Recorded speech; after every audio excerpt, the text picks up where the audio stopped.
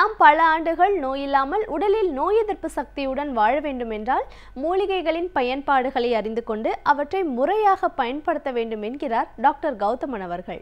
நிகழ்ச்சியில் அடுத்த பகுதியாக வரவிருப்பது பல்லாண்டு வாழ்ந்திட. அன்பான கலைஞர் தொலைக்காட்சி நேயர்களுக்கு என்னுடைய இனிமையான காலை வணக்கங்கள். மழைக்காலம் ஆரம்பித்து விட்டது, குளிர்காலம் வரப்போகிறது.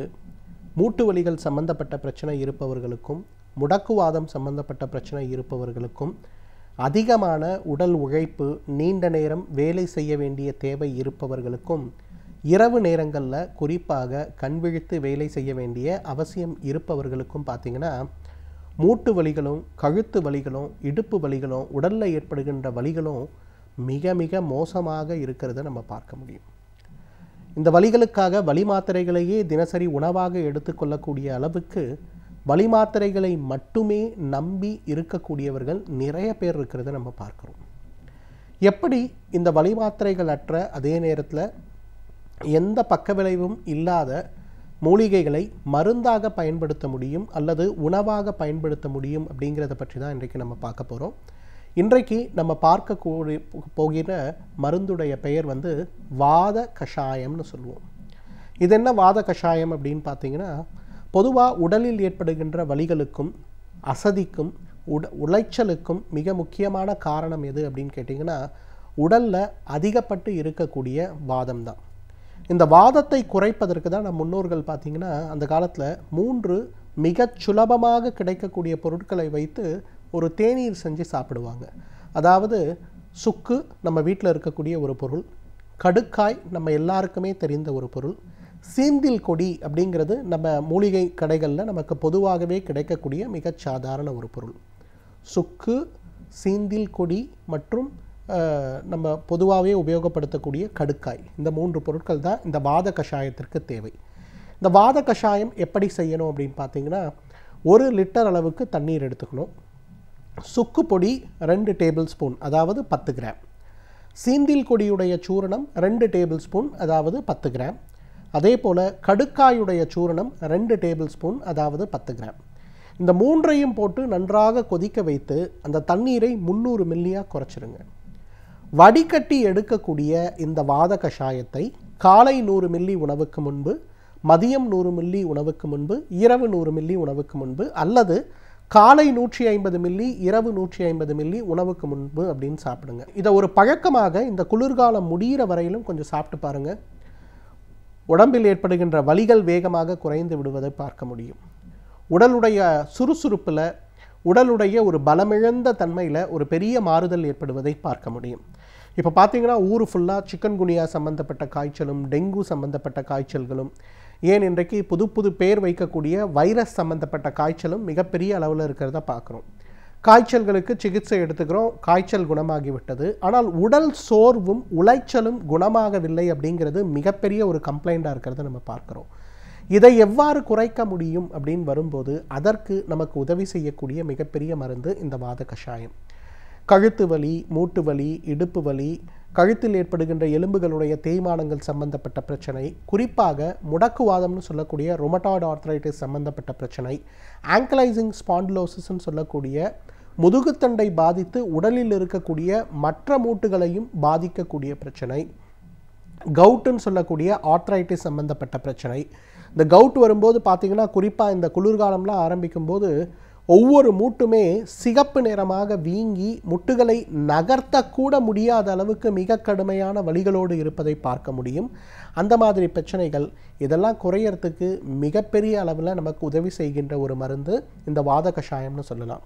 திருவிழா காலங்களில் வீட்டில் திருமணம் நடக்கிறது அல்லது வேறு ஒரு விழாக்கள் நடக்கிறதுனா 1 வாரம் 10 நாட்கள் வேலை மிக அதிகமாக செய்து ஓய்வே இல்லாமல் இருந்து அதன் பிறகு நம்ம படுத்து விடும்போது பார்த்திங்கன்னா எல்லாம் முடிஞ்ச பிறகு பார்த்திங்கன்னா 1 வாரத்துக்கு நம்மளால் எழுந்து தண்ணி கூட குடிக்க முடியாது, அவ்வளோ உடம்பு வலி இருக்கும். என்ன செய்யறதுனே தெரியல அப்படின்னு இருக்கும்போது இந்த வாத கஷாயத்தை நம்ம எடுத்து சாப்பிட்டோம்னா மிகப்பெரிய அளவில் உதவி செய்கிறத பார்க்க முடியும்.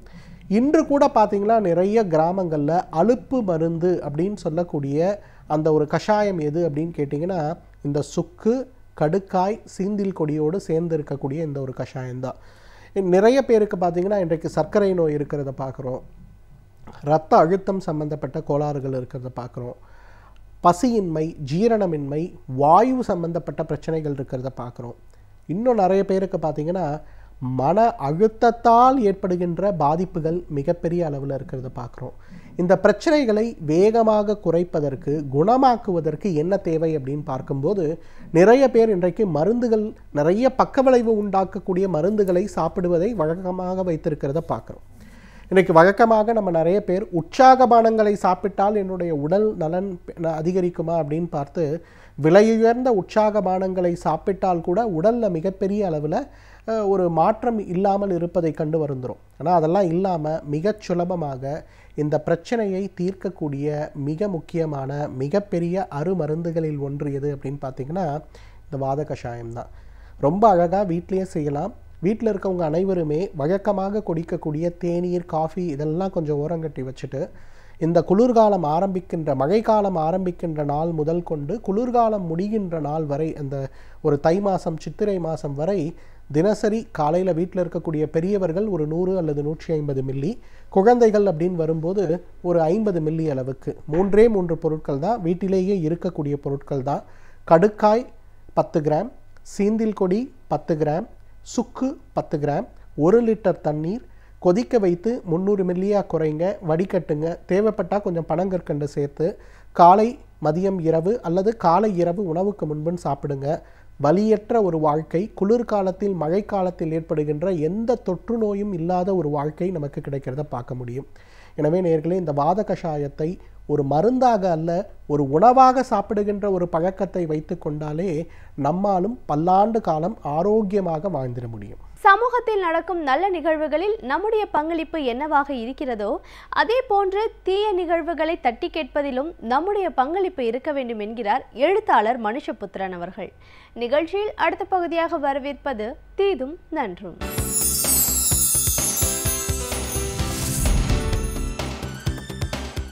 வணக்கம் நண்பர்களே.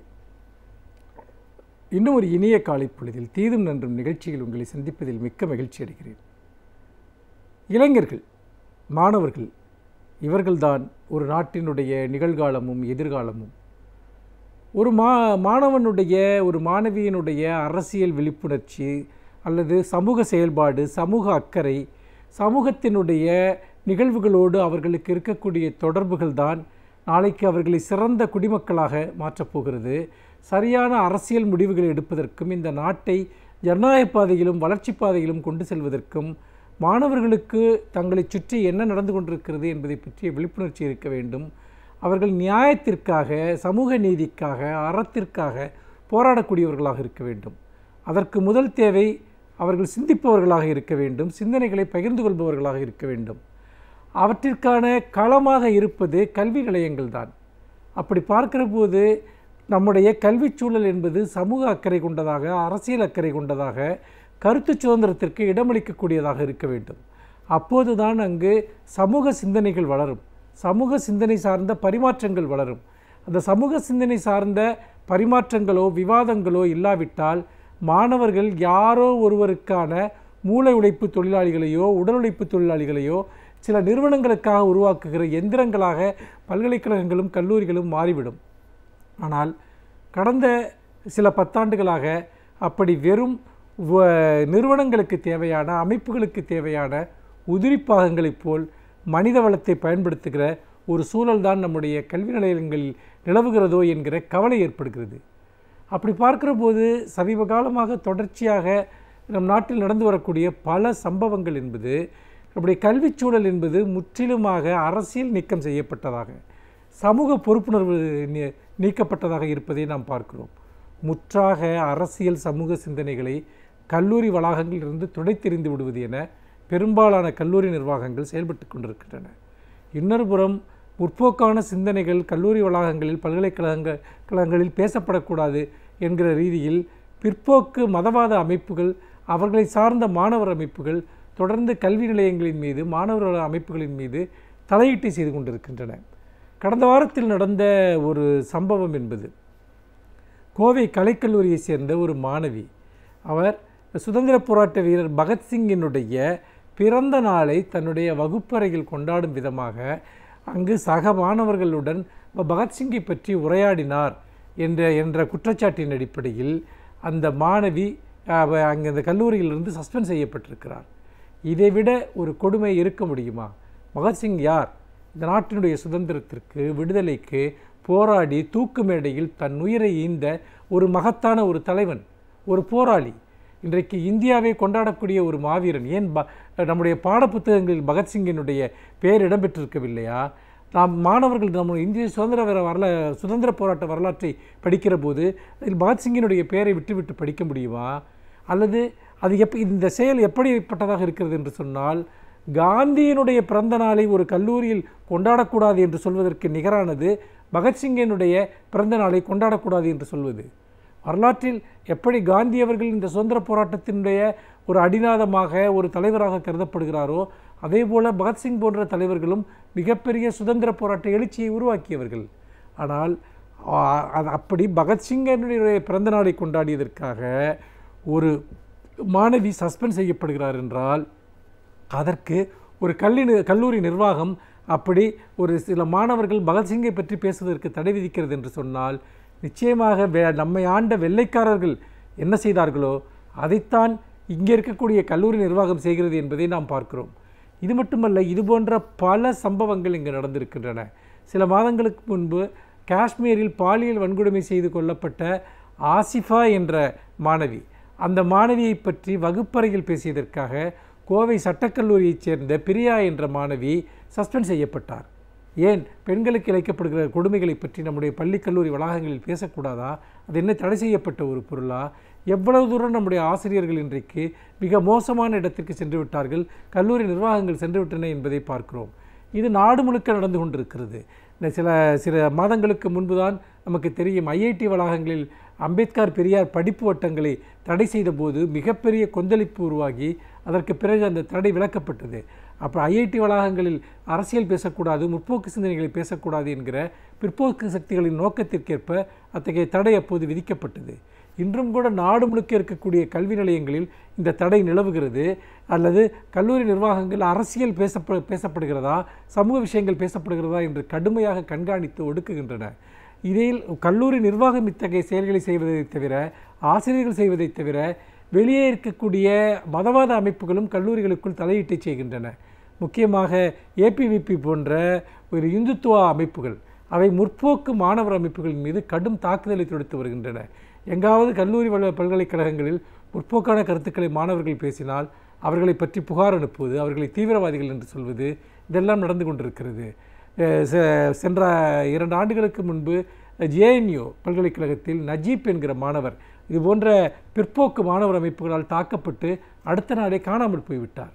அது மட்டுமல்ல, உமர் காலித் ஜேஎன்யூனுடைய மாணவர் அமைப்பின் தலைவர், அவர் சுடப்பட்டார். இப்படியாக பல்வேறு விதமான சம்பவங்கள் நடந்து வரக்கூடிய சூழலில் மாணவர்களுடைய பேச்சுரிமையை, எழுத்துரிமையை, வெளிப்பாட்டுரிமையை பாதுகாப்பது மிக மிக முக்கியம். கல்லூரி வளாகங்களில், பல்கலைக்கழக வளாகங்களில் தான் நம்முடைய ஜனநாயகமும் சுதந்திர போராட்டமும் தொடங்குகிறது என்பதை மறந்துவிடக்கூடாது. இந்திய எதிர்ப்பு போராட்டத்தில் மாணவர்கள் அளித்த மகத்தான பங்களிப்பு வரலாற்றையே மாற்றியது. அந்த வகையில் அந்த வரலாறு தொடர வேண்டும் என்பதுதான் நம்முடைய விருப்பம். மீண்டும் இன்னும் ஒரு புதிய சிந்தனையோடு உங்களை சந்திக்கிறேன். நன்றி, வணக்கம். ஒரு துறையை பற்றி நாம் முழுமையாக அறிந்து கொள்ள வேண்டும் என்றால் அந்த துறையை சார்ந்த வல்லுநர்கள் பல தகவல்களை நம்மோடு பகிர்ந்து கொள்ளும் பொழுதுதான் முழுமையாக அறிந்து கொள்ள முடிகிறது.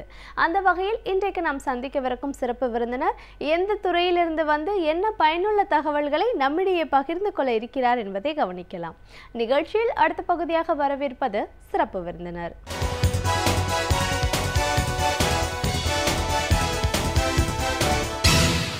வணக்கம் நேயர்களே, விடியலே வா நிகழ்ச்சியின் சிறப்பு விருந்தினருக்கான நேரம் இது. இன்றைய சிறப்பு விருந்தினர் கல்வி மற்றும் வேலைவாய்ப்புக்கான பயிற்சியாளர் மற்றும் ஆலோசகர் திரு என் பிரவீன்குமார். ஒரு பயிற்சியாளரா, ஆலோசகரா, வேலைவாய்ப்பு அப்படின்னு வரும்போது இன்னைக்கு எந்தெந்த துறைகள்லாம் அதிகமான வாய்ப்புகள் இருக்கு? இன்ஜினியரிங் படிச்சுட்டு கூட நிறைய மாணவர்கள் சரியான வேலை கிடைக்கலன்னு தவிச்சிட்டு இருக்காங்க. அவங்களுக்கு நல்ல முறையில் ஒரு வாய்ப்பு கிடைக்கணும்னா எப்படிப்பட்ட ஒரு ட்ரைனிங் அவங்களுக்கு தேவையா இருக்குன்னு பல விஷயங்களை, கருத்துக்களை நம்ம அவர்கிட்ட கேட்டு தெரிஞ்சுக்கலாம். வணக்கம் சார். வணக்கம். கல்வி மற்றும் வேலை வாய்ப்புக்கான பயிற்சியாளர் மற்றும் ஆலோசகராக எங்கள் நிகழ்ச்சிக்கு உங்களை முதல்ல வரவேற்கிறோம் சார். தேங்க்யூ. கல்வி வேலை வாய்ப்பு அப்படின்னு சொல்லும்போது எல்லாருமே படிக்கிறது, படித்து முடித்த உடனே நல்ல ஒரு வேலை, ஒரு கேரியர், இதில் லைஃப்பில் செட்டில் ஆகணும் அப்படின்ற ஒரு நினைப்போட தான் நம்ம எல்லாருமே படிக்கிறோம். அதை படித்து முடிச்சதுக்கப்புறமா எல்லாருக்குமே அப்படிப்பட்ட ஒரு வாய்ப்புகள் கிடைக்குதா அப்படின்னு பார்த்தீங்கன்னா ஒரு பெரிய கேள்விக்குறி இருக்குன்னு சொல்கிறத பார்க்குறோம். ஆனால் நிறைய துறையில் இண்டஸ்ட்ரீஸ் இங்கே இருக்குது. அவங்களும் என்ன சொல்கிறாங்கன்னா எங்களுக்கு தேவைகள் நிறைய இருக்குது அப்படின்னு சொல்கிறதையும் பார்க்குறோம். இங்கே மாணவர்களும் வாய்ப்புகளையும் தேடிட்டு இருக்காங்க. ஆனால் எதனால் சரியான முறையில் அது கனெக்ட் ஆகலை அப்படின்ற ஒரு கேள்வியும் இருக்குது. நீங்கள் ஒரு பயிற்சியாளர் மற்றும் ஆலோசகராக இதில் இருக்கிற சிக்கல்கள் என்ன ஒரு பிரச்சனை, அதை நம்ம சரி பண்ணணும் அப்படின்னு எப்படிப்பட்ட ஒரு ட்ரைனிங் தேவையாக இருக்குது அப்படின்னு பல விஷயங்களை எங்களோட நீங்கள் முழுமையாக பகிர்ந்துக்கணும் சார். முதல்ல கல்வி அப்படிங்கிறது என்ன? நம்ம ஒரு எல்கேஜி ஸ்கூலில் போய் சேர்றோம், அதுக்கப்புறம் நம்ம படிச்சுட்டு வரோம், படிச்செல்லாம் முடிச்சு ஒரு வேலை வாய்ப்பு அப்படின்னு போகும்போது இவ்வளோ பிரச்சனைகள் வருது அப்படின்னா எப்படிப்பட்ட ஒரு கல்வி தேவையாக இருக்குது? பொதுவாக வந்து இந்தியாவில் வந்து 100% படிக்கிறாங்க அப்படின்னு சொன்னால் 80% வந்து பார்த்திங்கன்னா நார்மலாக தான் படிக்கிறாங்க மேம். 20% வந்து பார்த்திங்கன்னா நல்லா படிக்கிறாங்க.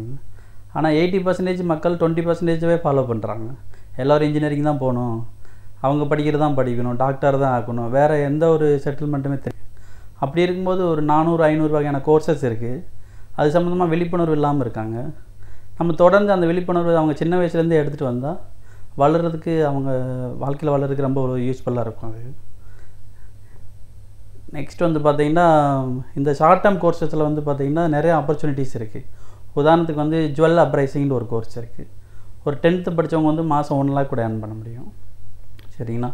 1 lakhன்ற 10,000 ஸ்டார்ட் பண்ணி ஒரு 5 years 10th 12th மட்டும் படிச்சிருந்தாங்க அப்படின்னு சொன்னால் 5 years அதில் வந்து நிறையா வேரியேஷன் இருக்குது. Jewel uprising, jewel designing, jewel making, அதை வந்து இது ஃபில்ட்ரு பண்ணக்கூடிய செல்ஃப் எம்ப்ளாய்மெண்ட் ஆப்பர்ச்சுனிட்டிஸ், இதெல்லாம் தொடர்ந்து வரும்போது பார்த்திங்கன்னா அவங்க மினிமம் வந்து ஒரு 5 years கழிச்சு சரிங்களா ஈஸியாக 1 lakh ஏர்ன் பண்ண முடியும். ஒரு படிப்பறிவு இல்லாதவங்க கூட வந்து பேங்க்குள்ளே போக முடியும் அப்படின்னா அது இந்த ஃபீல்டில் வச்சு தான் போக முடியும். எல்லோரும் பேங்க்கில் வந்து படித்தவங்க தான் போக முடியும்னு நினச்சிட்டு இருப்பாங்க. ஆனால் ஜுவல்லரி செக்ஷனில் இருக்கிறவங்க எல்லோரும் மேக்ஸிமம் வந்து படிப்பறிவு இல்லாதவங்க குலத்தொழிலாக தான் பண்ணிகிட்ருக்காங்க. அப்படி இது ஒரு எடுத்துக்காட்டு தான். அதேமாதிரி 4 years வந்து பார்த்திங்கன்னா சிஎன்சி ஆப்ரேட்டர்னு ஒரு கோர்ஸ் இருக்குது. ஒரு டிகிரி முடிச்சுட்டு 4 years ஒருத்தர் படித்து வருவார். இன்ஜினியரிங் முடிச்சுட்டு பிறகு பார்த்திங்கன்னா அந்த 10,000 சேலரிக்கு வேலை பார்ப்பார். அதே 10th 12th படிச்சுட்டு டேரெக்டாக சிஎன்சி ஆப்ரேட்டர் கூட ஒர்க் பண்ணலாம். அவங்க அதே சம்பளம் அவர் ஏர்ன் பண்ண முடியும். சரிங்களா? இப்படி ஏன் வந்து அந்த கோர்ஸ் பண்ணணும், அதோட நாலேஜ் எப்படி இருக்குது? இந்தியாவில் வந்து பார்த்திங்கன்னா ஃபஸ்ட் இயர் வந்து பார்த்திங்கன்னா 10,000 சம்பாதிக்கலாம், செகண்ட் இயர் 20,000, தேர்ட் இயர் வந்து 30,000 உறுதியாக சம்பாதிக்கலாம். அதில் சிஎன்சி மில்லிங், லேத்திங், அந்த மாதிரி ப்ரோக்ராமிங் நிறையா இருக்குது. இதே வெளிநாட்டில் போய் வேலை பார்த்தோம்னா 1 lakh குறையாமல் சம்பாதிக்கலாம். இவ்வளோ ஆப்பர்ச்சுனிட்டிஸ் இருக்குது. ஹோட்டல் இண்டஸ்ட்ரியிலுமே அந்த மாதிரி தான் இருக்குது.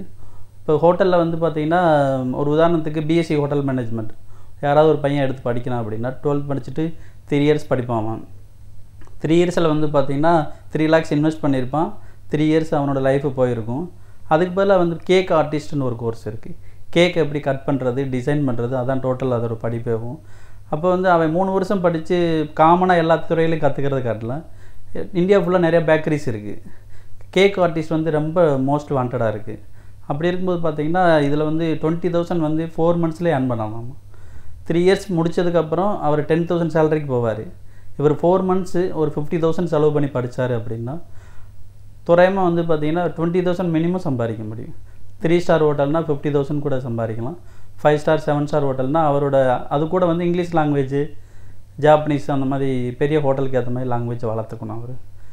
சரிங்களா? ஸோ இப்போ ஒரு கேரியர் கைடன்ஸ் கன்சல்டண்டாக இப்போது நீங்கள் சொல்கிறீங்க ஒரு இதுலேயுமே அதுக்கான ஸ்பெஷாலிட்டிஸ்ன்னு தனியாக இருக்குது. அதையும் வந்து படிக்கிற காலகட்டத்திலேயே படிக்கும்போது அந்தந்த துறையில் பெரிய நிலைக்கு போக முடியும் அப்படின்னு சொல்கிறீங்க. இப்போது ஒரு பயிற்சி அப்படிங்கிறது ஒரு சைடு விடுவோம். நம்ம ஆலோசனை அப்படின்னு பார்த்தீங்கன்னா இன்றைக்கி ஒருத்தங்களுக்கு சரியான முறையில் வழிகாட்டுதல் தேவைப்படுது அப்படின்வாங்க. இப்போ இந்த ஒரு படித்து முடித்த உடனே சரியான முறையில் வேலைக்கு போகணும், கரெக்டான வேலைக்கு போகணும் அப்படின்னு நினைக்கிறவங்க எந்த காலகட்டத்தில் ஒரு ஆலோசகரை போய் அணுகணும்? அவங்க வந்து 5th முடித்த உடனேவே அணுக ஆரம்பிக்கணும் மேம். 5th படிக்கும்போதே வந்து அவங்க பெற்றோர் வந்து அந்த பையனோட இன்ட்ரெஸ்ட் என்னன்னு தெரிஞ்சுக்கிட்டு அது சம்மந்தமாக நெட்டில் தான் இப்போ நிறைய ஆப்பர்ச்சுனிட்டிஸ் இருக்குது. சரிங்களா? இந்த பையன் வந்து கேம்ஸில் தான் இன்ட்ரெஸ்ட்டாக இருக்கான், நல்லா சமைக்கிறான் அப்படின்னு சொல்லிட்டு அவங்க பர்சனலாக அனலைஸ் பண்ணி அது சம்மந்தமாக நெட்டில் அனலைஸ் பண்ணி அது சம்மந்தம் இன்ஸ்டியூட்னு சொல்லி சர்ச் பண்ண ஆரம்பித்தோம் அப்படின்னா ஏதாவது ஒரு இன்ஸ்டியூட் கிடச்சிரும் அது. சரிங்களா, அவங்க அந்த மாதிரி ஆப்பர்ச்சுனிட்டி வழியாக போனாங்கன்னா அவங்க பையனை ஒரு குறிக்கோள் கொண்டு வர முடியும். நம்ம எப்படி அவங்க உருவாக்கணும் அப்படின்னு சொன்னால் வந்து லீடர்ஸு அந்த துறையில் ஜெயிச்சவங்களாம் அவங்க பார்க்கணும் கண்டிப்பாக. சரிண்ணா, ஒரு 10 பேராவது மினிமம் பார்த்துருக்கணும். சரிண்ணா, அந்த துறையில் அதே மாதிரி 10 பேர் அந்த துறையில் வளராமல் வேஸ்ட் பண்ணிக்கிட்டு இருக்கவங்களும் பார்க்கணும். அதான் சக்ஸஸ் ஃபார்முலா ஃபெயிலியர் ஃபார்முலா ரெண்டுமே தெரிஞ்சுக்கிடுவாங்க. இப்போ உதாரணத்துக்கு எல்லாருமே வந்து நல்லா படிச்சிரோன்ற ஒரு கோலில் படிச்சுட்டே இருப்பாங்க. ஃபெயிலியர் ஆகிற வாய்ப்பு இருக்குது, அரியர் வைக்க வாய்ப்பு இருக்குது. அப்போ அரியர் வச்சாலும் நம்ம வந்து சக்ஸஸ் பண்ணிட முடியுமா அப்படின்னு சொல்லிட்டு அந்த லெவலில் வந்து எவ்வளோ இன்கம் கிடைக்கும் அதெல்லாம் அவங்க வந்து அனலைஸ் பண்ணக்கூடிய ஒரு நாலேஜ் இருந்துச்சுன்னா அந்த பையன் பயப்படவே மாட்டான். வாழ்க்கையில் வந்து அவனுக்கு எந்த ஒரு ஃபியருமே வராது. இன்னொன்று வந்து பார்த்திங்கன்னா இப்போது அரியர்ஸுக்கு தயாராக இருக்கான். அப்போ அவன் வந்து செல்ஃப் கான்ஃபிடென்ட் நல்லாயிருக்கும். படித்து முடித்தா எவ்வளோ சம்பளம், அரியர் இருந்தால் எவ்வளோ சம்பளம் அப்படின்ட்டு எந்த ஒரு மாணவனையுமே வந்து பார்த்திங்கன்னா 12th ஒரு 2 years 3 years அந்த மாதிரி வேலை பார்த்ததுக்கப்புறம் நீ வந்து உன்னோட சம்பளம் எவ்வளோ இருக்கும்ப்பா அப்படின்னு சொல்லி இன்றைக்கி கேட்டோம்னா சொல்ல மாட்டாங்க. ஆனால் இந்த மாதிரிலாம் வந்து ஒரு 5 years 6 years இது சம்மந்தமான ஆளெல்லாம் அவங்க மீட் பண்ணாங்க அப்படின்னு சொன்னால் கண்டிப்பாக வந்து பார்த்திங்கன்னா அவங்க ஃபைனல் கோல் வந்து தெரிய ஆரம்பிச்சிடும். அப்துல் கலாம் சார் சொன்ன மாதிரி சரிங்களா, இந்த கோல் ஒவ்வொருத்தருக்கும் குறிக்கோள் இருக்கணும். பொருளாதார ரீதியாக நீ என்ன நிலைமையை அடைய முடியும்னு சொல்லியிருக்காரு இல்லைங்களா, அந்த மாதிரி வந்து பார்த்திங்கன்னா இதை கண்டிப்பாக அவர் அடைய முடியும்.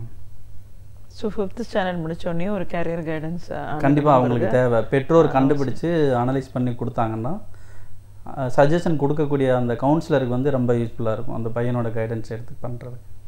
இப்போ 10th முடித்தவங்க இப்போ நீங்கள் இன்றைக்கி வந்துட்டு +2க்கு அப்புறம் பார்த்தீங்கன்னா நிறைய இன்ஜினியரிங் போனவங்கள பார்க்குறோம் ஒரு சீசனில்.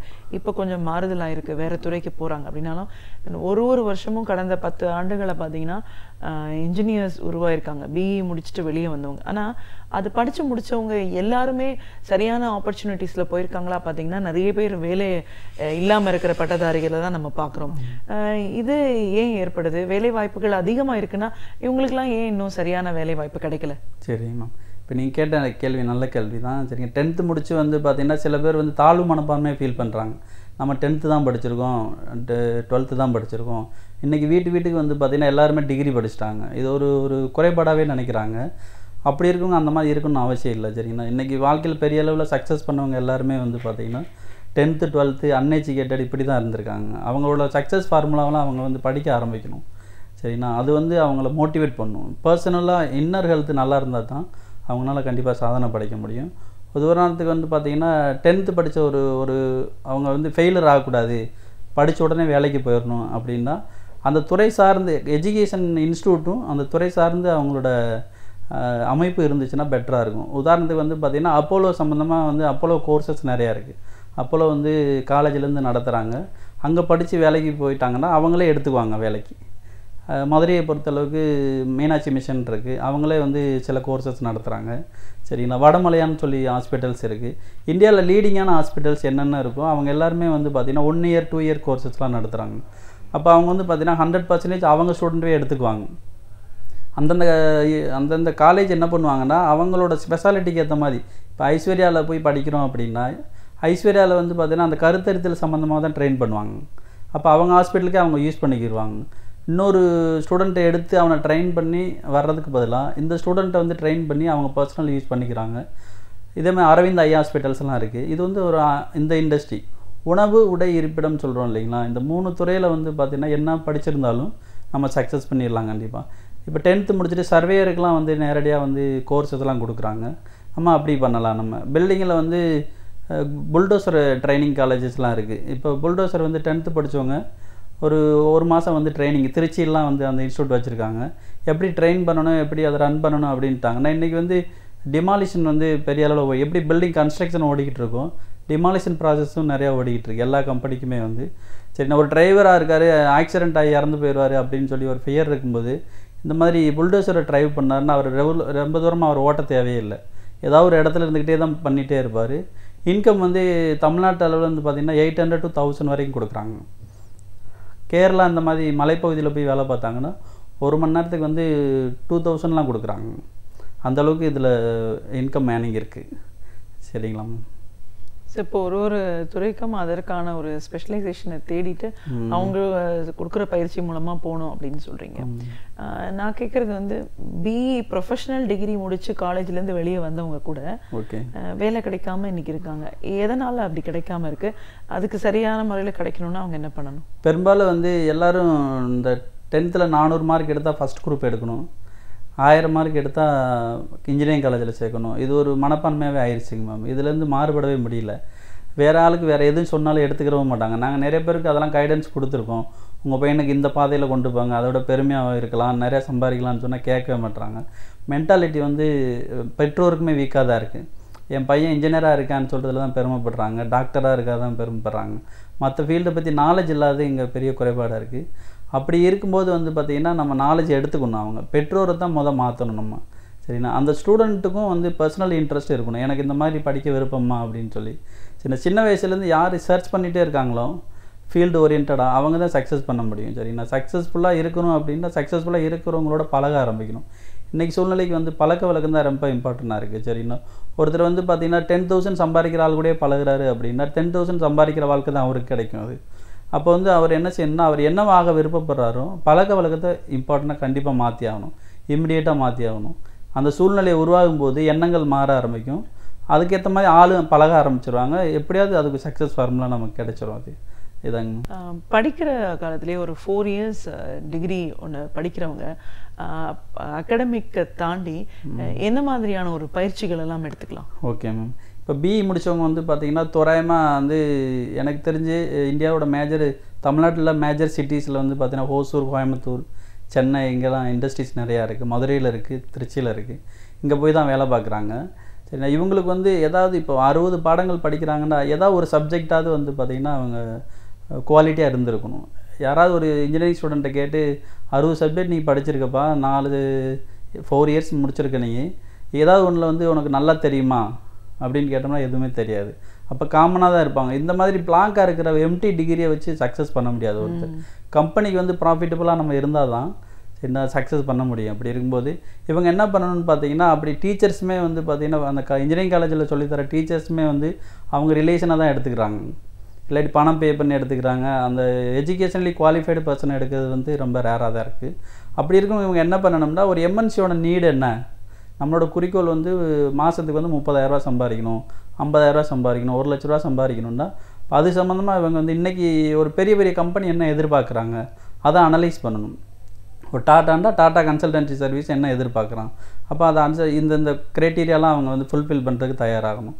உதாரணத்துக்கு வந்து பார்த்திங்கன்னா இப்போ டேரெக்டாக போய் அவங்க இப்போ நான் சொன்ன சிட்டிஸ்லாம் போய் ஜாயின் பண்ணாங்கன்னா 8,000 to 12,000 வரைக்கும் தான் சேலரியாக வருது. ஒரு 5 இயர்ஸ் அவங்க அப்படியே வேலை பார்க்குறாங்க, எந்த ஒரு சேவிங்ஸுமே பண்ண முடியல. அதுக்கப்புறம் மேரேஜ் லைஃப்பில் ரொம்ப கஷ்டப்படுறாங்க, பொய்யான வாழ்க்கையாக ஓடிக்கிட்டே இருக்குது.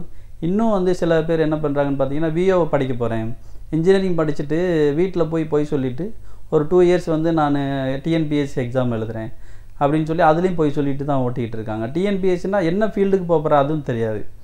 நிறையா கவர்மெண்ட் டிபார்ட்மெண்ட் இருக்குது, பர்டிகுலராக என்ன டிபார்ட்மெண்ட் போகணுன்னு தெரியணும் இல்லைங்களா. அதுவும் இல்லாமல் அவரே ஏமாற்றி பெற்றவங்கள ஏமாற்றி கூட இருக்கிற துணைவியாரை ஏமாத்துற மாதிரி சூழ்நிலை இருக்குது. அப்படி இல்லாமல் ஃபோக்கஸாக வாழணும் நம்ம. உதாரணத்துக்கு நான் இப்போ பிஇசிஇ படிச்சிருக்கான், BE படிச்சிருக்கான், மெக்கானிக்கல் படிச்சிருக்காங்கன்னா அவங்களுக்கு ஆட்டோமேஷன் வந்து ரொம்ப இம்பார்ட்டன்ட். இந்தியாவில் வந்து பார்த்திங்கன்னா ஹேண்ட்மேடு தான் நிறையா கம்பெனிஸ் ஓடிக்கிருக்கு. சரிங்களா, ஹேண்ட்வலாக வந்து பார்த்திங்கன்னா மேனுவலாக வந்து நம்ம ஆப்ரேட் பண்ணுற மாதிரி தான். ஒரு ஃபாரின் கம்பெனிஸ் எம்என்சி கம்பெனிஸ்லாம் என்ன எதிர்பார்க்குறாங்கன்னா ஆட்டோமேட்டிக்காக ரன் பண்ணுற மாதிரி தான். ஒரு நிமிஷத்துக்கு வந்து பார்த்திங்கன்னா 30,000 அவுட்புட், 40,000 அவுட்புட்.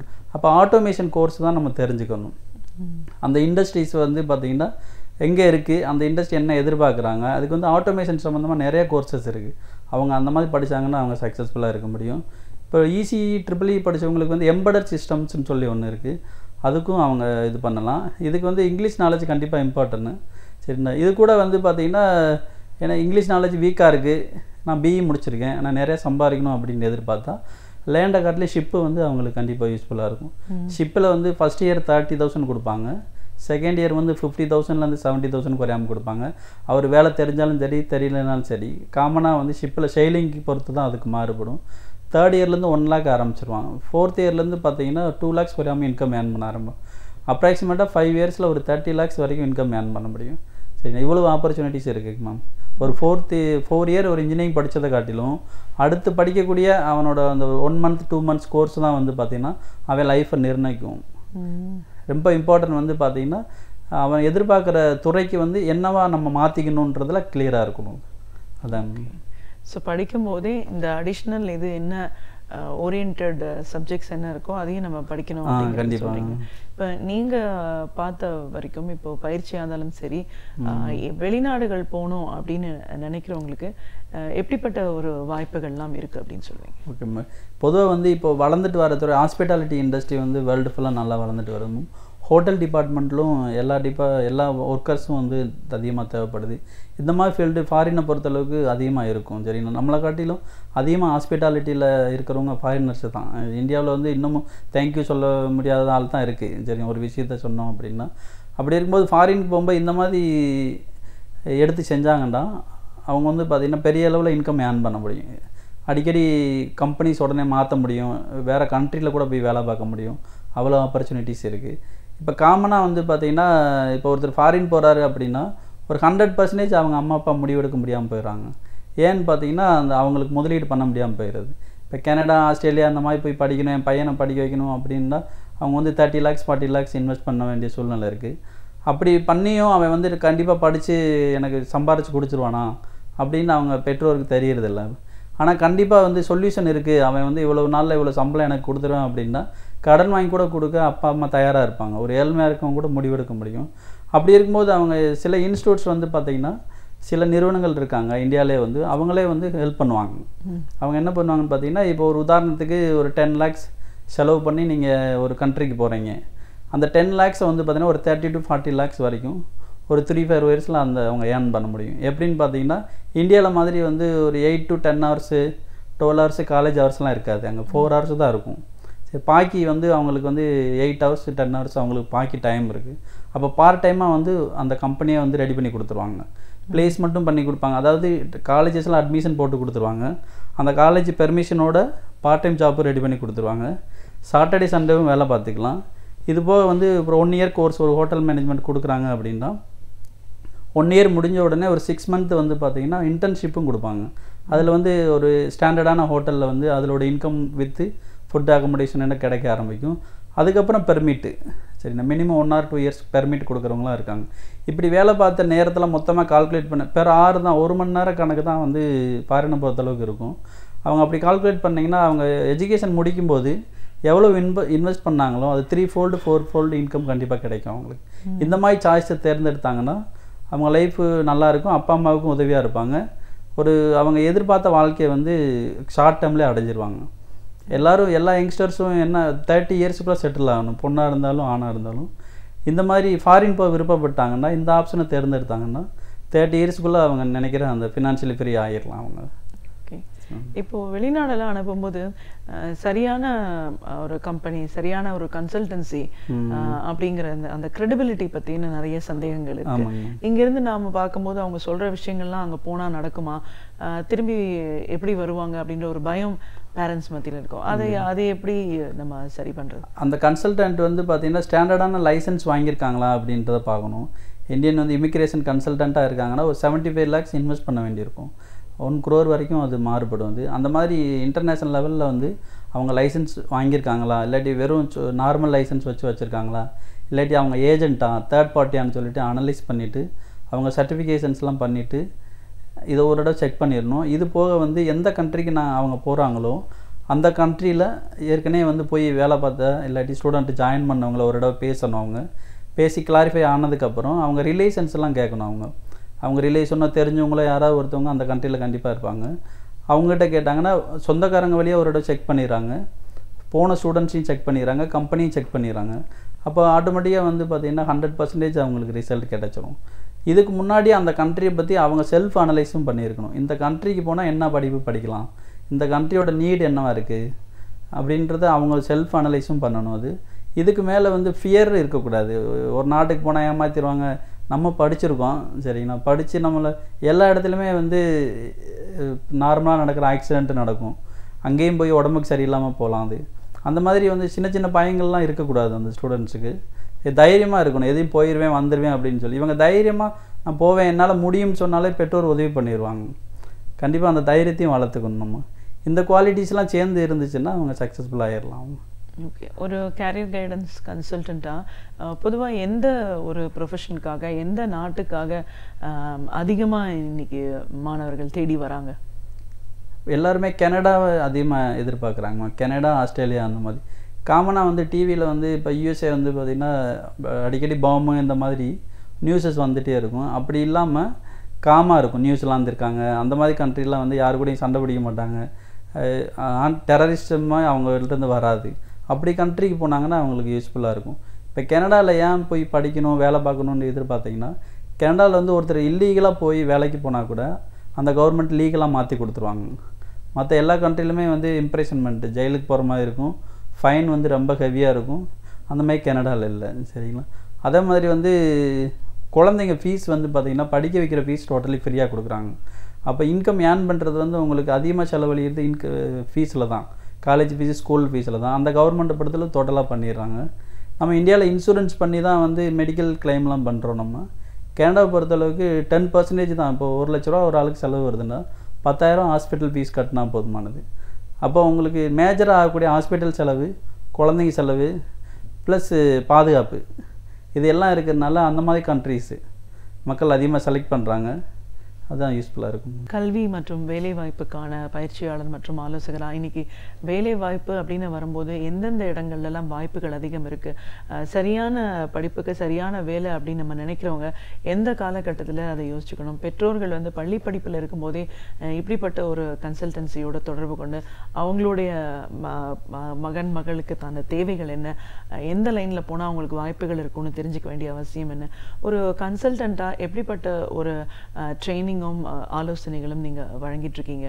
இன்னைக்கு படிக்கிற காலத்திலேயே என்ன மாதிரியான ஒரு அடிஷனல் ஓரியண்டல் கோர்ஸ்லாம் நம்ம இருக்கு, அவைலபிளா இருக்கு, அதெல்லாம் நம்ம படிக்க வேண்டிய அவசியம் என்ன, அப்படி சரியான முறையில் படிக்கும்போது என்னென்ன வாய்ப்புகள் இன்னைக்கு இருக்குன்னு நிறைய விஷயங்களை எங்களோட நீங்க பகிர்ந்ததுக்கு நன்றி. நன்றி.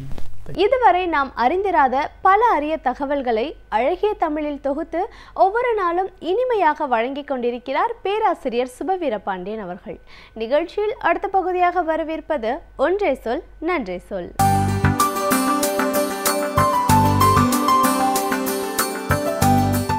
அனைவருக்கும் என் அன்பு வணக்கம். இன்றைய உலகில் அறிவியல் தொழில்நுட்பம் எல்லாம் பெருமளவிற்கு வளர்ந்திருக்கிறது என்பதை நாம் அறிவோம். இது ஒரு மகிழ்ச்சி தரக்கூடிய செய்தி.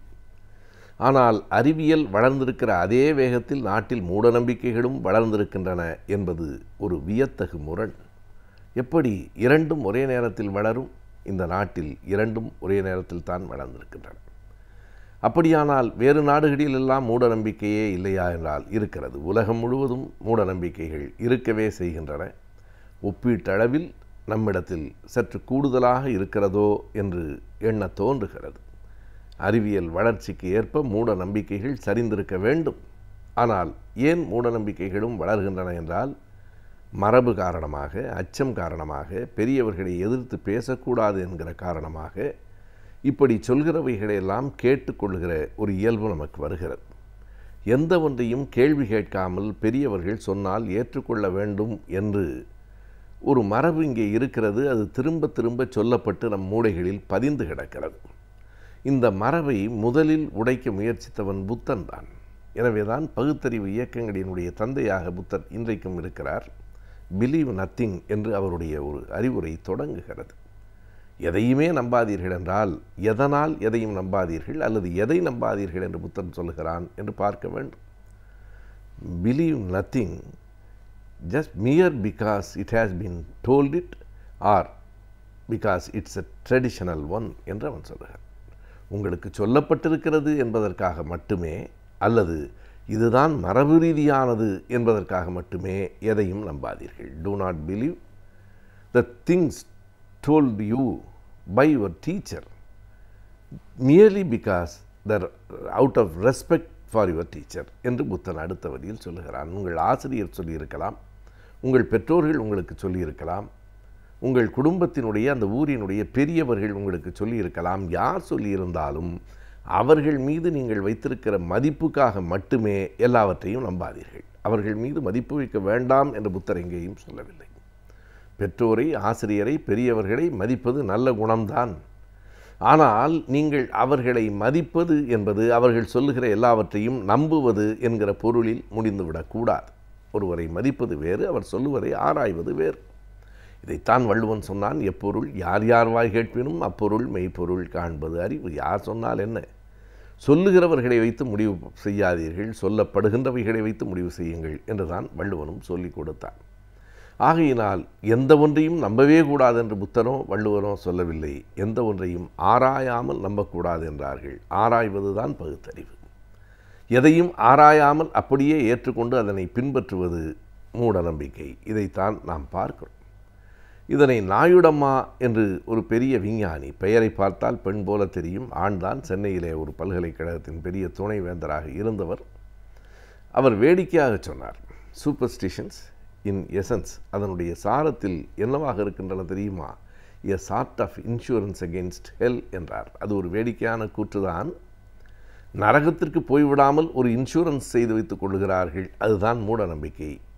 என்ன காரணம், ஏன் எந்த ஒன்றையும் கேள்வி கேட்கவில்லை, எதனையும் ஆராய்வதற்கு எதற்கு நமக்கு துணிவில்லை என்றால், இதனையெல்லாம் மறுத்தால், ஆராய்ச்சி செய்தால் நாம் நரகத்திற்கு போய்விடுவோமோ என்கிற பயம்.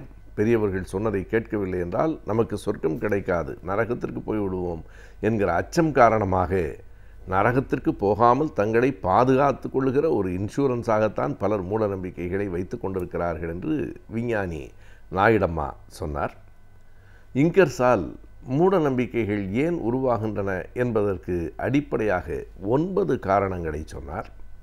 அவற்றுள் அவர் மிக முக்கியமாக சொன்னது, இந்த அறிவியலை வெறும் பாடமாக படிக்கிறோமே தவிர வாழ்க்கையில் நடைமுறையில் அவற்றை நாம் பயன்படுத்துவதில்லை. நமக்கு எப்போதும் அதிசயங்களில் பிரமிப்பு இருக்கிறது. ஒரு பிரம்மாண்டங்களில், அதிசயங்களில், வித்தைகளில் நமக்கு ஒரு பெரிய பிரமிப்பு இருக்கிறது. எனவே அவற்றை அப்படியே நம்புகிறோம், கேள்வி கேட்காமல் நம்புகிறோம் என்பதுதான். கேள்வி கேட்கிற போது பல்வேறு விதமான போராட்டங்கள், ஆராய்ச்சிகள் வந்தே தீரும். ஏனென்றால் யாரும் கேள்விகளை எளிதாக மகிழ்ச்சியாக ஏற்றுக்கொள்வதில்லை. நீ யார் என்னை பார்த்து கேட்பதற்கு என்கிற ஒரு மனநிலைதான் எப்போதும் எல்லோரிடத்திலும் எல்லா காலத்திலும் இருந்து கொண்டே இருக்கிறது. எனவே கேள்விகள் சில நேரங்களில் கொஞ்சம் கரடுமுரடாக கூட இருக்கலாம். ஆனால் அந்த கேள்விகளுக்குள்ளே தான் அறிவும் ஞானமும் இருக்கிறது. அந்த கேள்விகள் தான் மூட நம்பிக்கைகளை விரட்டி அடிக்கக்கூடிய ஆற்றல் உடையனவாகவும் இருக்கின்றன. கடவுள் முதல் நாள் இதை படைத்தார், அதன் அடுத்த நாள் இதை படைத்தார் என்று 6 நாட்கள் படைத்து முடித்ததற்கு பிறகு 7வது நாள் ஓய்வெடுத்து கொண்டார் என்று சொன்னால், அந்த காலத்தில் குடியரசு என்கிற ஏட்டில் சித்திரபுத்திரன் என்கிற பெயரில் ஐயா பெரியார் எழுதுவார். அப்போது ஒரு கேள்வியை கேட்டார். 6 நாள்கள் அவர் இதையெல்லாம் படைத்தார், 7வது நாள் ஓய்வெடுத்து கொண்டார். சரி, 8வது நாளிலிருந்து என்ன செய்து கொண்டிருக்கிறார், அல்லது அந்த முதல் நாளுக்கு முந்தைய நாள் வரைக்கும் என்ன செய்தார்? வெறும் 6 நாள் மட்டும்தான் அவர் பணியாற்றி இருக்கிறார் என்றால் 7வது நாள் மட்டும் ஓய்வு என்கிறீர்களே, மற்ற நாள்களிலெல்லாம் என்ன செய்தார் என்று கேட்பார். இந்த கேள்வி எந்த ஒரு மதத்தினுடைய கடவுளுக்குமான கேள்வி இல்லை. நாம் அறிவோம், இந்த முதல் நாள் இதனை படைத்தார், அதனை படைத்தார் என்பதெல்லாம் எந்த மதத்தினுடைய புனித நூலில் இருக்கிறது என்பதை அறிவோம். அது அவர்களுக்கு புனித நூலாக இருக்கலாம். ஆனால் எந்த நூலையும் கேள்வி கேட்பது என்பதுதான் இதற்குள்ளே இருக்கிற அடிப்படை பகுத்தறிவு. இன்னொரு மதம் சார்ந்த இலக்கியத்திலே நீங்கள் பார்க்கலாம், அங்கு இங்கு எனாதபடி எங்கும் பிரகாசமாய் இருப்பவர் கடவுள் என்று சொல்லப்படுகிறது. கடவுளுக்கு அடையாளம் என்ன? ஒளி வெள்ளம்தான் கடவுள். அவர் எங்கே இருப்பார்? அந்த ஒளி வெள்ளம் எங்கே இருக்கிறது? அங்கு இங்கு எனாதபடி எங்கும் பிரகாசமாக இருக்கிறது. இதிலே ஒரு கேள்வி இருக்கிறது. பிரகாசமாக இருக்கிறது, ஒளி வெள்ளமாக இருக்கிறார் கடவுள் என்றால், ஒளி கடவுள் என்றால் இருள் யார்? அதற்கு என்ன பெயர்? ஒளி வெள்ளம்தான் கடவுள் என்று முடிவுக்கு வந்துவிட்டால் இருட்டை பற்றி நாம் என்ன நினைப்பது? அப்படியானால் இருட்டுக்கும் கடவுளுக்கும் தொடர்பு இல்லையா? ஒரு நாள் கடவுள் சூரியனை படைத்தார், ஒரு நாள் சந்திரனை படைத்தார். சரி, இருளை யார் படைத்தார்கள்? அப்படியானால் கடவுள் ஒரு பக்கம் வேலை செய்து கொண்டிருக்கிற போது இன்னொருவன், யாரோ ஒருவன் இன்னொரு பக்கம் வேலை செய்து கொண்டிருந்தானா என்கிற இந்த கேள்விகளெல்லாம் பொதுவாக கேட்கப்படுகிற நேரத்தில் நீங்கள் அதிக பிரசங்கம் செய்கிறீர்கள் அல்லது விதண்டாவாதம் பேசுகிறீர்கள் என்றுதான் நமக்கு விடை சொல்லப்படுகிறதே தவிர, இந்த கேள்விகளுக்குள் இருக்கிற நியாயத்தை பற்றி யாரும் விவாதிப்பதில்லை. இந்த கேள்விகளுக்கு யாரும் விடை சொல்லவும் முயற்சிப்பதில்லை. கடவுள் தன் சாயலில் மனிதனை படைத்தான் என்றுதான் ஒரு நூல் சொல்லுகிறது. நமக்கென்னவோ மனிதன் தன் சாயலில் கடவுளை படைத்து வைத்திருக்கிறார் என்பதாக படுகிறது. ஆகையினாலே மனிதனினுடைய படைப்புகள், மனிதன் உலகத்தில் எத்தனையோ படைப்புகளை உருவாக்கியிருக்கிறான். இன்றைக்கு இருக்கிற கணிப்பொறியிலே இருந்து அத்தனை அறிவியல் தொழில்நுட்ப வளர்ச்சிக்கும் ஏற்ப ஆயிரம் படைப்புகளை மனிதன் உருவாக்கியிருக்கிறான். ஆனாலும் மனிதனினுடைய மிகப்பெரிய ஆகப்பெரிய படைப்பு கடவுள்தானோ என்றும் நமக்கு தோன்றுகிறது. கடவுள் நம்பிக்கை என்பது வேறு, மூட நம்பிக்கை என்பது வேறு. கடவுள் நம்பிக்கை என்பது அவரவருடைய வாழ்க்கை, அவரவருடைய அனுபவம், அவரவருடைய நம்பிக்கை சார்ந்தது. மூட நம்பிக்கை என்பது அப்படி அல்ல. அது அறிவியலுக்கு, அறிவுக்கு புறம்பானது. எனவே எந்த ஒன்றையும் கேள்வி கேட்காமல் ஏற்காதீர்கள்.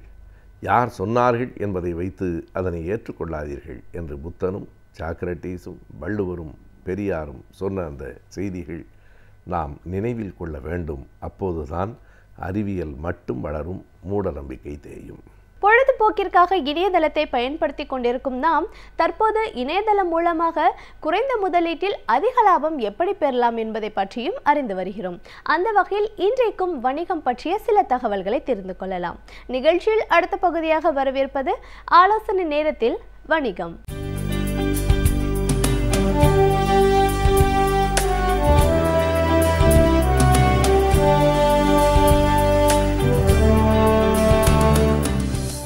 வணக்கம்.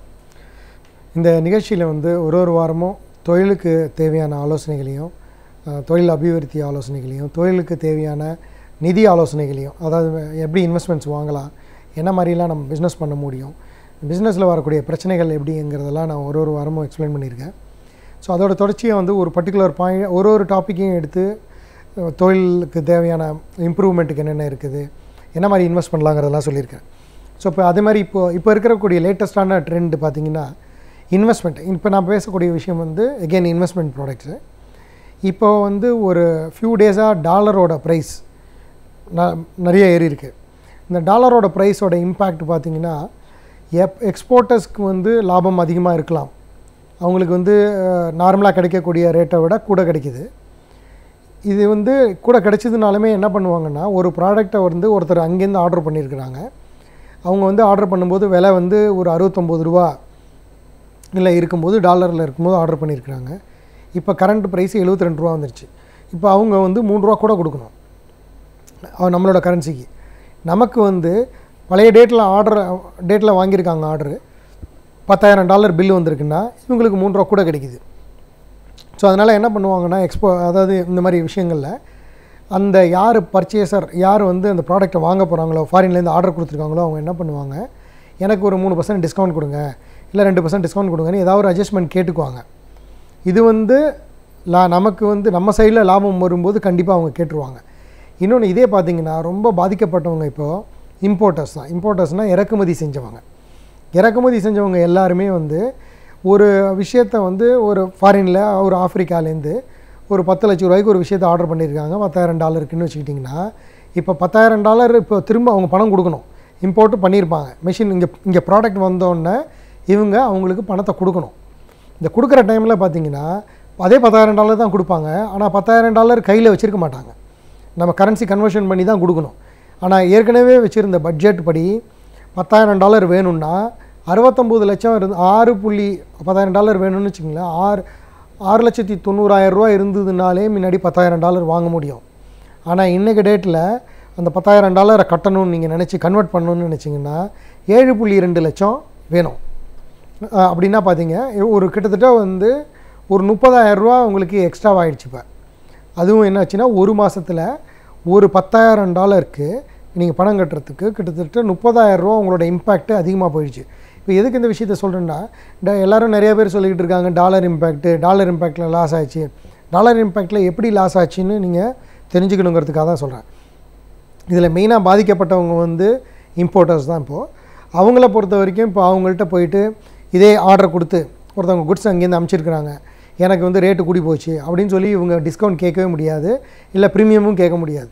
ஆனால் நமக்கு ஆர்டர் வந்திருக்கவங்க கண்டிப்பாக அவங்க கேட்பாங்க. ஏன்னா இந்த ரெண்டு சைட்லேயுமே பார்த்திங்கன்னா நம்மளோட நிலைமை இப்போ எப்படி இருக்குன்னா, பாதிக்கப்பட்ட நிலைமையில் இருக்கிறோம்.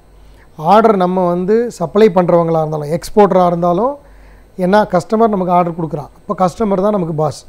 கஸ்டமர் நம்ம ஆர்டர் கொடுக்கும்போது அதே $10,000 கொடுக்குறான். ஆனால் $10,000 நமக்கு கூட கிடைக்கிது.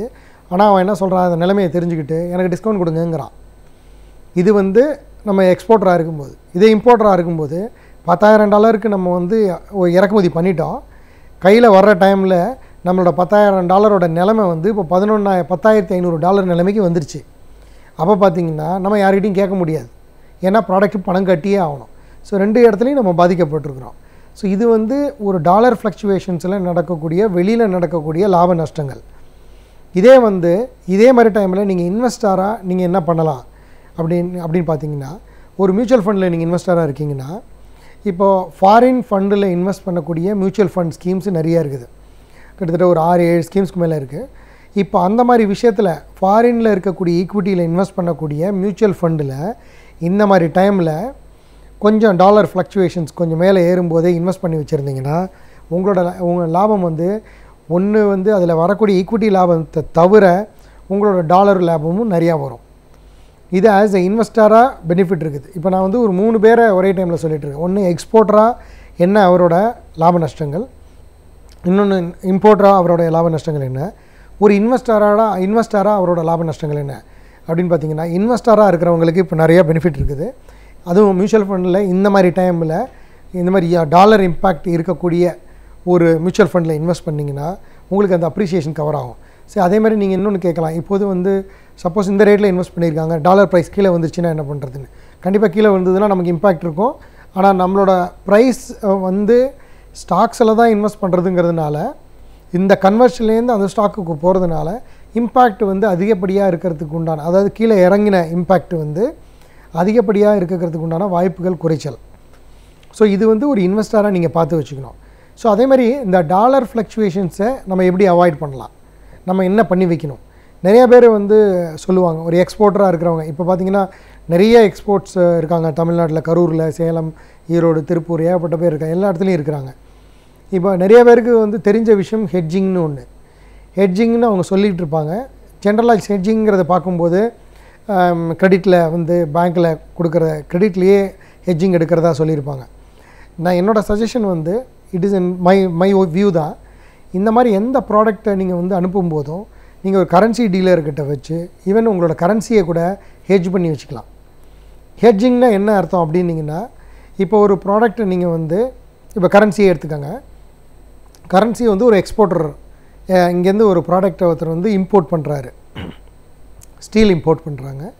அந்த ஸ்டீல் வந்து $10,000 வந்து அவர் இம்போர்ட் பண்ணுறாரு. அவர் வந்து எப்பெல்லாம் ஒரு இம்போர்ட் பண்ணுறதுக்கு இன்வாய்ஸ் அங்கே அனுப்புகிறாரோ அதே டைமில் இங்கே கரன்சியில் போயிட்டு அந்த $10,000 வாங்கிடணும்.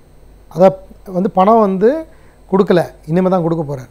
அந்த மாதிரி டைமில் அந்த அமௌண்ட்டுக்கு ஈக்குவலாக உண்ட $10,000 கரன்சியில் அவர் வாங்கிட்டு கான்ட்ராக்டில் வச்சுக்கிட்டாருன்னா, ஒரு சைடில் அங்கே இன்வாய்ஸில் வந்து அவருக்கு பில் இன்வாய்ஸ் ஆகிருக்கும். இன்வாய்ஸ் ஆன பில் வந்து டெலிவரி ஆகும்போது அதே டாலருக்கு வேறு ரேட்டில் நம்ம கொடுக்குறோம். Number of dollars same, price difference வேறு.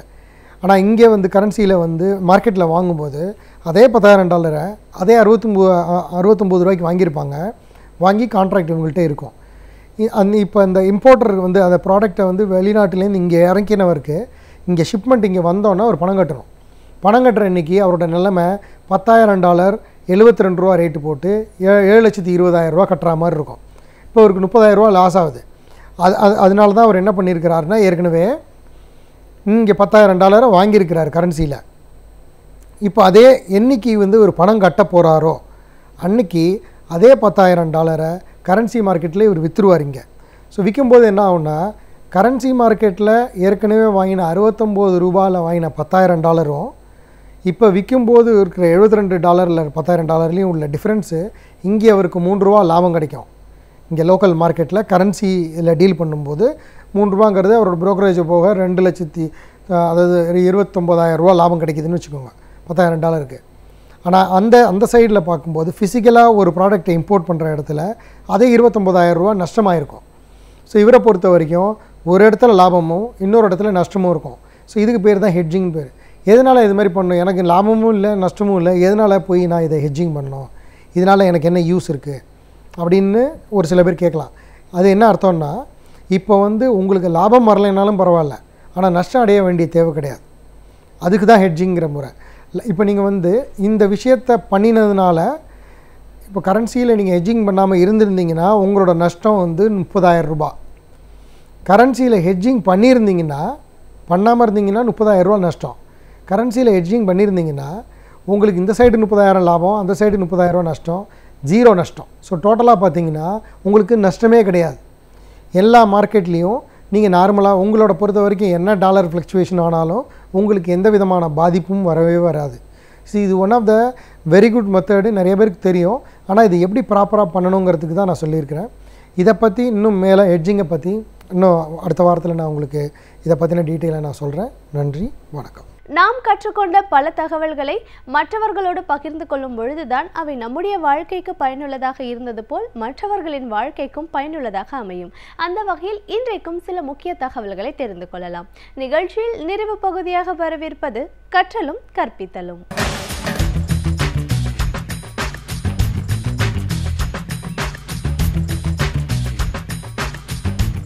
வணக்கம் நேயர்களே, நான் முதல்ல உங்கள்கிட்ட ஒரு கேள்வி கேட்க விரும்புகிறேன். நீங்கள் நாள்தோறும் என்னென்னலாம் படிப்பீங்க, இல்லை எவ்வளவு படிப்பீங்க? இப்போ நியூஸ் பேப்பர் படிப்பீங்க, நாளிதழ்கள் தவிர சஞ்சிகைகள், மேகசின்ஸ்னு சொல்கிறோம் இல்லையா, வார இதழ்கள், மாத இதழ்கள் இதெல்லாம் படிப்பீங்க. மாணவர்களாக இருந்தால் அவங்க பள்ளிக்கூட புஸ்தகங்கள் அல்ல கல்லூரி புஸ்தகங்களை படிப்பீங்க. அப்புறம் நம்ம ரோட்டில் போகிற ஒட்டியிருக்கக்கூடிய போஸ்டர்ஸ்லாம் படிப்போம் நம்ம இல்லையா. இது மாதிரி வேறு என்னென்னலாம் படிப்போம்? நீங்கள் ஒரு நாளைக்கு என்னென்ன படிப்பீங்க, எவ்வளோ படிப்பீங்கன்னு ஒரு பட்டியலிட்டு பாருங்கள். பார்த்தா நமக்கு என்ன தெரியும்னா, எவ்வளோக்கு எவ்வளோ உங்களுடைய பட்டியல் பெருசாக இருக்கோ அவ்வளோக்கு அவ்வளவு உங்களை நம்பி ஒரு தொழில்துறை பெரிதாக வளர்ந்து கொண்டு இருக்கிறது. அதில் ஒரு பங்களிப்பாக நீங்கள் இருக்கிறீர்கள். இன்னும் புரிகிற மாதிரி சொல்லணுன்னா, நம்ம இன்றைக்கி பார்க்க போகிற துறை அச்சுத்துறை, பிரிண்டிங் இண்டஸ்ட்ரி பற்றி நம்ம பார்க்க போகிறோம். உலகத்திலேயே அதிக அச்சு இயந்திரங்கள் இருக்கக்கூடிய நாடு இந்தியா. உங்களுக்கு தெரியுமான்னு தெரியல, உலகத்திலேயே அதிக அச்சு இயந்திரங்கள் எங்கே இருக்குன்னா இந்தியாவில் தான் அதிகமான பிரிண்டிங் ப்ரெஸ் கம்பெனிஸ் இருக்குன்றாங்க. ஏறக்குறைய 2.5 லட்சம் பிரிண்டிங் ப்ரெஸ் இருக்குன்றாங்க இந்தியாவில். இவ்வளோ அதிக எண்ணிக்கையில் உலகத்தில் வேறு எந்த நாட்டிலையும் கிடையாதான், சீனா உட்பட எங்கேயுமே இவ்வளோ அதிக பிரிண்டிங் ப்ரெஸ் கிடையாதான். ஆக இந்தியா இன்றைக்கு அச்சுத்துறையில் முக்கியமான இடத்துல, உலக அளவில் முக்கியமான இடத்துல இருக்குது. அது ஏற்கனவே வந்துருச்சு. இன்னும் அதை அதிகரிக்கணும்னா நம்ம வாசிக்கிற பழக்கத்தை அதிகரிக்கணும். அது எப்படின்றத நான் பின்னாடி வர்றேன். முதல்ல அச்சுத்துறை எந்த அளவில் இருக்குன்றதை இன்றைக்கி நம்ம பார்ப்போம். பிரிண்டிங் இண்டஸ்ட்ரி, அதாவது ஆரம்ப காலங்கள்லேருந்து இது தொடக்க நிலை பார்த்திங்கன்னா 1400களில் தொடங்கிய ஒரு பிரிண்டிங் இண்டஸ்ட்ரி, 1600களில் ஒரு வேகம் எடுத்த பிரிண்டிங் இண்டஸ்ட்ரி, பெரும்பாலும் ஐரோப்பிய கண்டம் சார்ந்து தொடங்கப்பட்ட ஒரு பிரிண்டிங் இண்டஸ்ட்ரி அச்சுத்துறை. இன்றைக்கு அதில் இந்தியா முதன்மை பெற்றிருக்கு அப்படின்னா பாராட்டப்பட வேண்டிய விஷயம் இல்லையா. அதிகமான பேர் படித்தால்தான், அதிகமான பேர் பயன்படுத்தினா தான் அந்த துறை மேன்மை அடைய முடியும். அந்த விதத்தில் இந்தியா வந்து இன்றைக்கு அச்சுத்துறையில் மேலோங்கி இருக்குது. எந்த அளவிற்கு மேலோங்கி இருக்குன்னா, இந்தியாவில் அச்சடிக்கப்படுகிற விஷயங்கள் 120 நாடுகளுக்கு ஏற்றுமதி ஆகுதான். நம்ப முடியுதா? 120 நாடுகளுக்கு ஏற்றுமதி ஆகிறது. அதாவதுங்க, அச்சு தொழில்னால் நீங்கள் வெறும் பேப்பரில் நம்ம பிரிண்ட் பண்ணுறதை மட்டும் நீங்கள் நினைக்க வேண்டிய அவசியம் இல்லை. நிறைய மெட்டீரியலில் என்னென்ன மெட்டீரியல் இருக்கோ எல்லா மெட்டீரியலையும் டிஜிட்டல் மாதிரி நம்ம வினைல் பிரிண்டிங் சொல்கிறோம்ல, அது மாதிரி துணியில் அச்சடிக்கிறது மாதிரி, பேப்பரில், பாலித்தீனில் எதுலாம் அச்சடிக்க முடியுமோ, எந்தெந்த சர்ஃபேஸ்லாம் நீங்கள் அச்சடிக்க முடியுமோ எல்லாத்தையுமே அச்சு தொழிலுக்குள்ளே நீங்கள் கொண்டு வரணும். அப்படி பார்த்தீங்கன்னா இந்தியா இன்றைக்கு இந்த துறையில் முதன்மையில் இருக்குது. இந்தியாவில் ஏறக்குறைய ஆண்டுதோறும் 50,000 கோடி ரூபாய்க்கு விற்று வரவு இருக்கிறதுன்றாங்க. வருமானம் வருதான் 50,000 கோடி ரூபாய் பணம் புழங்குதான் அந்த துறையில். ஆச்சரியமாக இருக்குல்ல. மிகப்பெரிய வேலைவாய்ப்பு மிகுந்த துறை இந்த துறைன்றாங்க. கிட்டத்தட்ட 36 கல்லூரிகள் இந்த துறையில் இந்தியா முழுக்க இருக்குது. பிரிண்டிங் இண்டஸ்ட்ரிக்குனே தனியாக டெடிகேட் பண்ணப்பட்ட கல்லூரிகள் 36 கல்லூரிகள் இருக்கான். ஒவ்வொரு ஆண்டும் இந்த கல்லூரியின் மூலமாக 3500 பேர் பிரிண்டிங் துறையில் பயிற்சி பெற்று வெளியே வருகிறார்கள்.